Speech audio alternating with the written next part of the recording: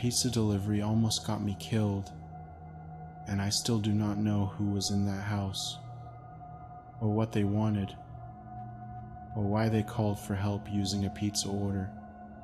But I know one thing for certain: someone was in that house with a dead body, and they wanted someone to find it. This happened about 5 years ago when I was working as a delivery driver for a local pizza place called Marco's on the south side of town. It was not glamorous work, but the tips were decent enough to pay my rent and keep gas in my car. I got to drive around listening to music most of the time, which was better than standing behind a register dealing with angry customers. The job was simple: take the pizza, drive to the address, collect the money, move on to the next one. I worked nights because the pay was slightly better compared to days. They gave us an extra $1 per hour for working past 10 p.m. Honestly, I did not mind it. I have always been a night person anyway. Most deliveries were to college kids ordering food after studying, or people getting off late shifts at the hospital or the factory. Nothing unusual, nothing that ever made me uncomfortable, until that night. It was a Saturday night in late October, around 11:30. I was about to close up and clean the delivery bags when we got a last-minute order. Just one large pepperoni pizza. The address was way out on the edge of town, almost in the county area where the houses got sparse and the roads turned from pavement to gravel. I was annoyed because it meant an extra 30 minutes of driving before I could go home and sleep. But a delivery was a delivery, and I needed the tip, so I loaded the pizza into the insulated bag, grabbed my phone and keys, and headed out. I loaded the pizza into my car and punched the address into my GPS. The route took me down a bunch of back roads I had never been on before, even though I had been delivering pizzas in this town for almost 2 years. The streetlights disappeared after a few miles. No more gas stations, no more houses with porch lights on. It was just my headlights cutting through the darkness and the trees pressing in close on both sides of the road. The GPS finally told me I was approaching the destination. I slowed down, looking for a house number or a mailbox or any sign of where I was supposed to turn. The address led me to this long gravel driveway that went back into the woods, disappearing into the darkness beyond my headlights. There was no mailbox at the entrance, no lights, no sign with a family name, nothing to indicate anyone actually lived back there. I hesitated, sitting there with my car idling at the mouth of that driveway. Something about it felt wrong. I had a bad feeling settling into my gut, that instinct that tells you to turn around and leave. But I had the pizza. I wanted to finish the delivery, get paid, and go home. So I ignored that feeling and pulled down the driveway slowly, branches scraping the sides of my car. After about a minute of driving through the trees, I saw a house, or what was left of one. It was small and old, probably built in the 70s and never updated. The paint was peeling off in long strips, the roof sagged in the middle, there were no lights on inside, no car in the driveway, no sign that anyone had been there in years. It looked completely abandoned, like one of those houses you see in horror movies right before something terrible happens. I parked my car and sat there for a moment, staring at the dark house. Every instinct in my body was screaming at me to leave, to just drive away and tell my boss the address was wrong. But I needed the money, and I had come all this way. So I grabbed the pizza and got out of the car, leaving the engine running just in case I needed to leave fast.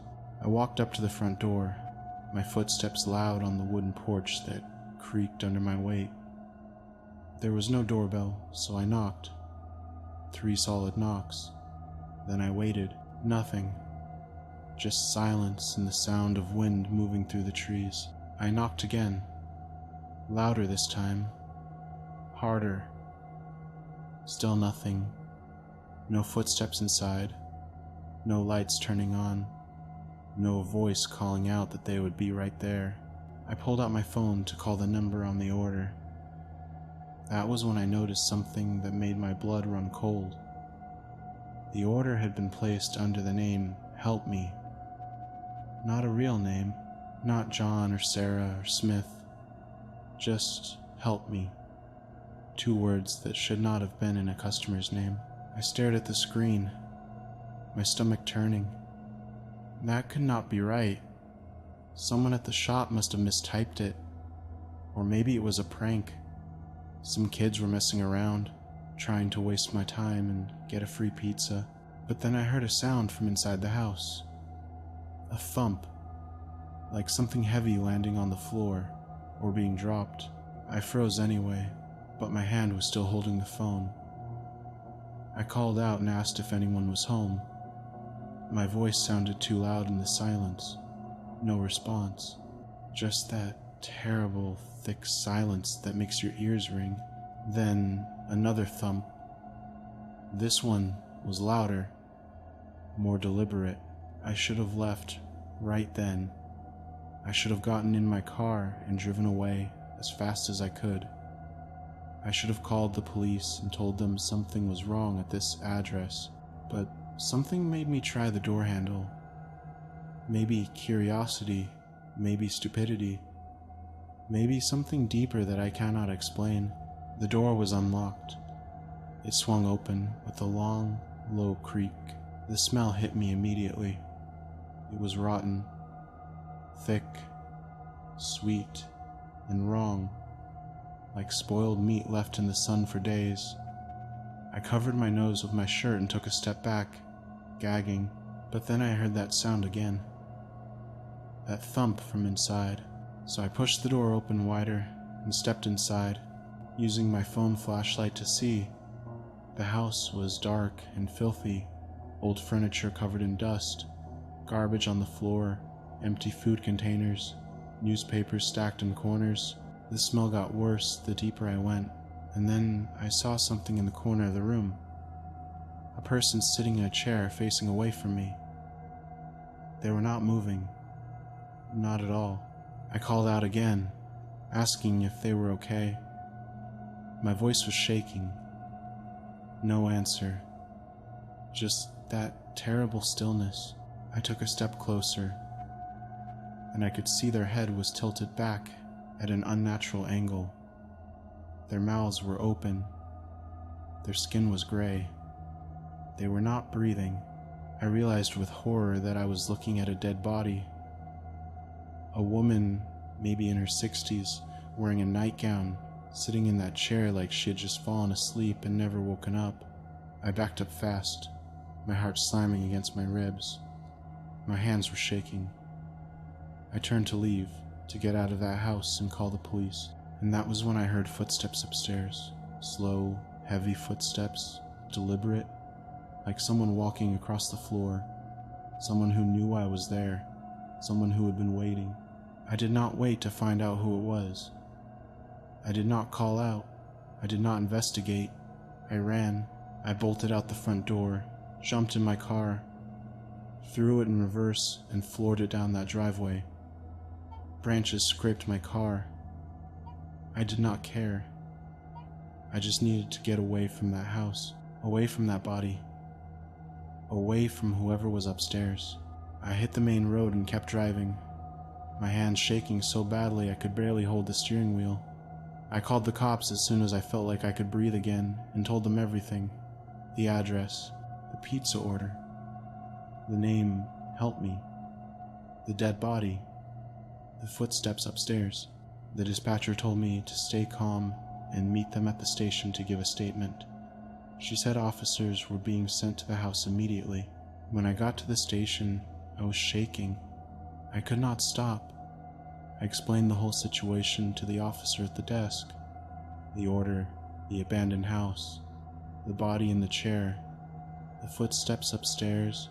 He took notes and told me to wait. So I sat in that waiting area for hours. Other people came and went. I just sat there, replaying everything in my head. The smell, the body, the footsteps, the feeling that someone had been watching me the entire time I was in that house. When a detective finally came to talk to me, he looked grim, tired, like he had seen something he wished he had not. He told me they found a body in the house, A woman in her 60s, just like I described. She had been dead for at least 3 days based on the condition of the body. Natural causes, they thought, heart attack or stroke. She lived alone. No family nearby. No one to check on her. But there was no sign of anyone else in the house. No footprints in the dust besides mine and the officers. No evidence of another person. No forced entry. Nothing. They checked the pizza order, and it had been placed from an untraceable number. A burner phone, probably bought with cash and thrown away. The order was placed online using a fake email address. No way to trace it back to anyone. The detective asked me if I was sure I had heard footsteps. He said it in a way that made me feel like he thought I was making it up, or that I had imagined it because I was scared. I told him I was sure. I heard them. Slow, heavy footsteps walking across the floor upstairs. Someone was in that house. I did not imagine it. He did not say anything for a long moment, just nodded slowly and told me I could go home. He gave me his card and said to call if I remembered anything else. I quit the delivery job the next day. I called my boss and told him I was done. He tried to talk me out of it, said it was just a weird situation, said I was one of his best drivers, but I could not go back. I could not drive down dark roads at night wondering if the next delivery would lead me to another house like that. Another body, another person hiding upstairs. But the story does not end there. About a week later, I got a call from the detective. He said they had been investigating the house and the woman who died, trying to figure out who placed that pizza order, trying to understand what happened. He said they found something. The woman had a son. He was in his 40s. He had a history of mental illness and drug problems. He used to live with her, but had been kicked out years ago. She had a restraining order against him. They brought him in for questioning. He denied everything, said he had not been to the house in years, but they found his fingerprints on the railing upstairs.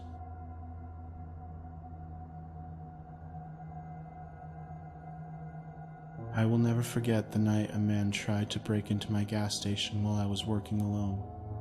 It was one of those experiences that changes how you see the world, how you see people, how you understand that some things cannot be explained, and how you realize that evil does not always announce itself with violence. Sometimes it just stands there, watching and waiting. This happened about 3 years ago when I was working the graveyard shift at a 24-hour gas station on Route 9. The shift ran from 11 at night until 7 in the morning. 8 hours of pure isolation in a building that felt smaller with every passing hour. The pay was garbage, barely above minimum wage, but I needed the money desperately. I was between jobs, behind on rent, and this was the only place hiring that did not require experience or ask too many questions. Most nights were dead quiet, just me, the harsh fluorescent lights buzzing overhead like angry insects, and the occasional trucker stopping for coffee and cigarettes around 3 or 4 in the morning. The station sat completely alone on a long stretch of highway with nothing but dense woods on both sides. No other buildings for miles, no houses, no streetlights, just darkness and trees that seemed to press closer to the road with every sunset. After midnight, sometimes an hour would go by without a single vehicle passing. It was the kind of quiet that makes you hear every little sound, every creak of the building settling, every gust of wind rattles the windows, every rustle in the trees could be anything. It was a Tuesday night in October when things got weird. I remember the date because it was 2 days before Halloween, and we had those cheap plastic decorations taped to the windows. So I clocked in at 11 like always, and my coworker Danny was wrapping up his evening shift. Danny had been working at that station for about 5 years. He was one of those guys who knew everything about the place. He knew the routine. He knew the regular customers by name. He knew how to handle the drunks and the weirdos who sometimes stumbled in looking for trouble or just someone to talk to. Danny was normally the laid-back type who would hang around after his shift ended and chat with me for about 20 minutes or more before finally leaving. We would talk about sports, complain about our boss, and make plans to grab beers on our days off. Normal coworker stuff. But that night, he grabbed his jacket fast and headed straight for the door. No conversation, no usual handshake we always did when switching shifts, not even a single joke or comment about how slow the evening had been. Nothing. I asked him if everything was okay, because I could tell there's something about the way he moved, rushed and tense, that made my stomach tighten. So he stopped with his hand on the door handle and turned around. His face looked different today, worried, maybe even scared. That was not like Danny at all. Danny did not get rattled. But right then, he looked rattled. He told me that some random guy had been hanging around the parking lot for the past hour, just standing by the air pump near the edge of the lot, staring at the store, not moving, not using his phone, not pumping air into tires, not doing anything a normal person would do, just standing there in the glow of the security light, watching the building like he was studying something. Danny said he went out twice to ask if the guy needed help or if something was wrong with his vehicle. Both times, the man just stared at him without saying a word. He did not acknowledge the question. He did not even seem to register that Danny was speaking to him, just stared with this blank, empty expression that made Danny uncomfortable. After the second time Danny went out, the guy finally walked off slowly toward the woods on the east side of the property. Danny had not seen him since, but he said it creeped him out. He said something about how the guy felt wrong, off, broken in some way he could not put into words. He told me to keep the doors locked tonight. Then he left. Just like that. Got in his car and drove off faster than I had ever seen him leave before. I stood there for a moment, watching his taillights disappear down the highway until they were just red dots swallowed by the darkness. Then I looked out at the empty parking lot, the woods beyond it. The thick, impenetrable darkness seemed to be watching me back. I felt something cold settle in my chest, a warning my body was giving me that my brain had not caught up to yet. I went ahead and locked the front door like Danny suggested. I turned the deadbolt and tested it twice. Technically, we were supposed to keep it unlocked for customers since we were a 24-hour operation. Company policy. But screw that policy. I was not risking it. Not after seeing the look on Danny's face. If someone wanted something, they could knock or use the night window on the side of the building where I could pass items through a slot without opening any doors.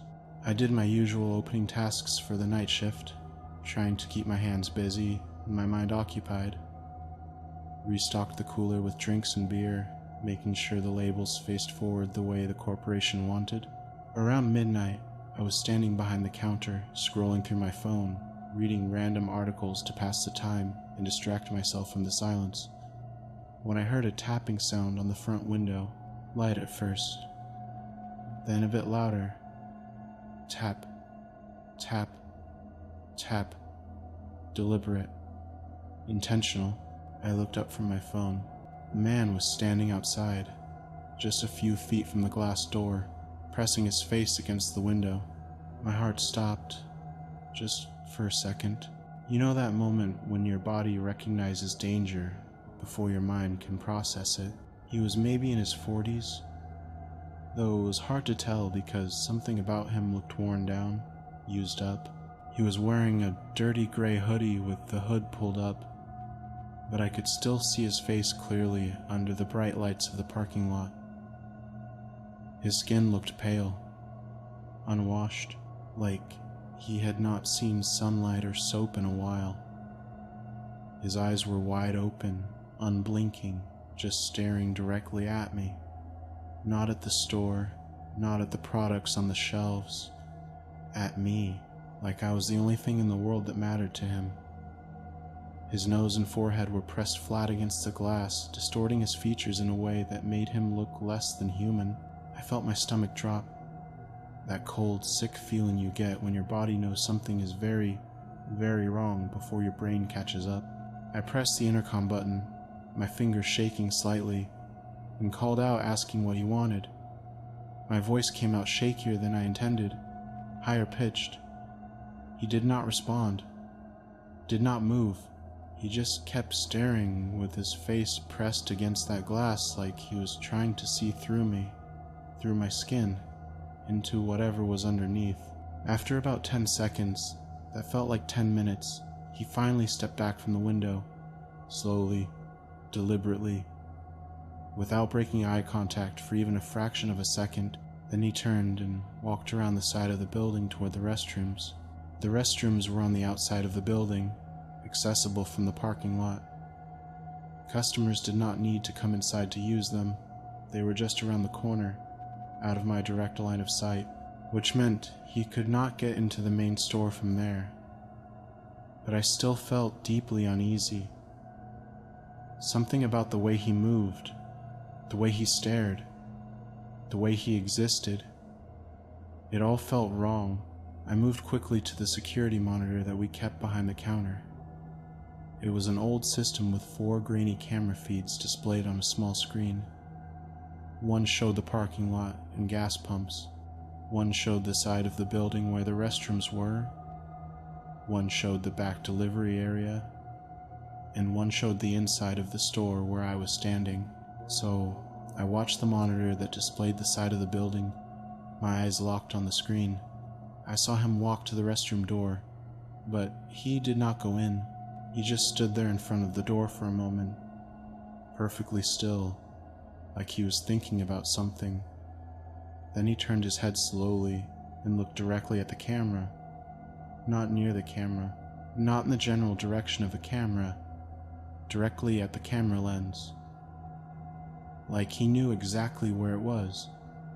Like he wanted me to know that he knew I was watching him.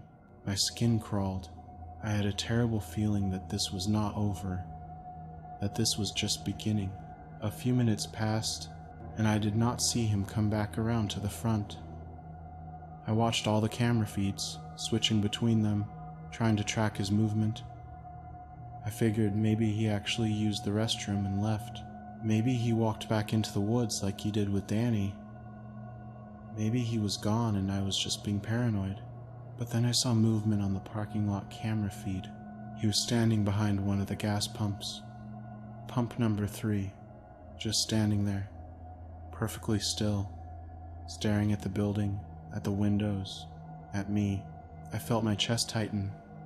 My breathing got shallow. This went on for at least 15 minutes. I watched him on the monitor, unable to look away. He would move from pump to pump, from 3 to 5, from 5 to 2, from 2 to 6, always staying partially hidden behind the pumps, always watching, never coming closer to the building, never leaving the property, just moving, watching, waiting, like he was circling, like a predator studying prey before deciding when to strike. I thought about calling the cops, but what would I even say? Some guy is standing in a public parking lot? That was not illegal. He had not threatened me. He had not tried to break in. He had not done anything except stand there and stare. The cops would probably tell me there was nothing they could do unless he actually did something. And by the time they arrived, he would probably be gone anyway. Just another weird night at a gas station on a lonely highway. But every instinct in my body was screaming that something was very wrong with this person. The way he moved, the way he stared, the way he did not act like a normal human being. There was something off, something fundamentally broken. And whatever was wrong with him, it was focused entirely inside the store. Around 1 in the morning, I saw headlights pull into the lot, a big pickup truck. Relief flooded through me so intensely that I almost felt dizzy. He was a regular customer, a guy named Diego who drove long-haul trucks for a living. He stopped in every few nights around this time to fuel up and grab coffee and snacks before hitting the road again. I knew him. He knew me. We were friendly. I had never been so relieved to see another human being in my entire life. I unlocked the front door quickly to let him in, my hands fumbling with the deadbolt. I was so grateful to have another person there. Someone else. A witness. Backup. Another set of eyes. Someone who could confirm I was not losing my mind. Diego was a big guy. Probably 6'2", solid build. The kind of person who looked like he could handle himself in any situation. He had worked construction for 20 years before becoming a trucker. He walked in with his usual friendly smile, but it faded immediately when he saw my face. I must have looked terrified. He asked me if I was all right. Then I told him everything, about the guy pressing his face against the window, about how he had been standing in the parking lot for the past hour, about how he kept moving from pump to pump, just watching, about how something felt very, very wrong about him. Diego looked through the window, scanning the parking lot and the gas pumps carefully. He did not see anyone. The man was gone. He told me I should call the cops anyway, just to have it on record, just in case this escalated. I agreed. I should have done it earlier. Diego said he would wait with me until they arrived. He grabbed a large coffee from the machine and some chips and beef jerky from the snack aisle, paid for it, and we stood there near the counter talking. He was trying to keep things light, trying to calm me down and distract me from the fear, talking about his route, about traffic he hit the interstate, about nothing important, just filling the silence. That was when we both heard a loud bang on the back door. The sound echoed through the whole building. Sharp, violent, unmistakable, like someone had kicked it with full force, with the intent to break it. Diego and I both froze. We stared at each other across the counter. His expression had changed completely. The casual friendliness was gone. The relaxed trucker making small talk had vanished. Now he looked alert, tense, ready. His whole body language shifted into something harder, more dangerous. The back door was in the storage room, behind the main store area. It was a heavy metal door that we used for deliveries. Vendors and delivery drivers would knock during the day, and we would open it to receive shipments of drinks, snacks, cigarettes, lottery tickets, whatever the store needed. That door was always locked from the inside with a deadbolt. Only employees had the key, and there was absolutely no reason for anyone to be back there at 1 in the morning. No deliveries happened at night. Not here. Diego told me I should call the cops right now. Not wait, not to think about it. Do not debate whether it was serious enough. Just call. His voice was firm, commanding. The voice of someone who had been in bad situations before and knew when things were about to get worse. I pulled out my phone with shaking hands, and as I was unlocking the screen to dial, we heard another bang. This time it was louder, more forceful, the sound of something solid hitting metal with serious strength, with purpose. Then another bang, and another, each one louder than the last. Someone was trying to break down that door, and they were not stopping. Diego moved toward the storage room without hesitation. I yelled at him not to go back there. He should stay with me, but he said he just wanted to see what was happening. He wanted to assess the situation, to know what we were dealing with. He pushed open the door that led from the main store into the storage room. I could hear him swear loudly. A string of curses I will not repeat. Words I had never heard Diego use before. And Diego was a trucker. He swore all the time. But this was different. This was a shock. Fear, even. He came back out fast, moving quicker than I had ever seen a man his size move. His face was pale, drained of color. He told me the guy was out there kicking the metal door and it was starting to crack. He said the door was bending inward, warping. He said whoever this person was, he was strong, unnaturally strong, and he was not stopping, not slowing down, not getting tired, just kicking, over and over, with mechanical precision. I finished dialing 911, and the operator answered on the second ring. I told her what was happening as calmly as I could, though my voice was shaking so badly I could barely get the words out. I gave her the address of the gas station. I told her someone was trying to break in through the back door, that we were locked inside, and we needed help immediately, that this person was not normal.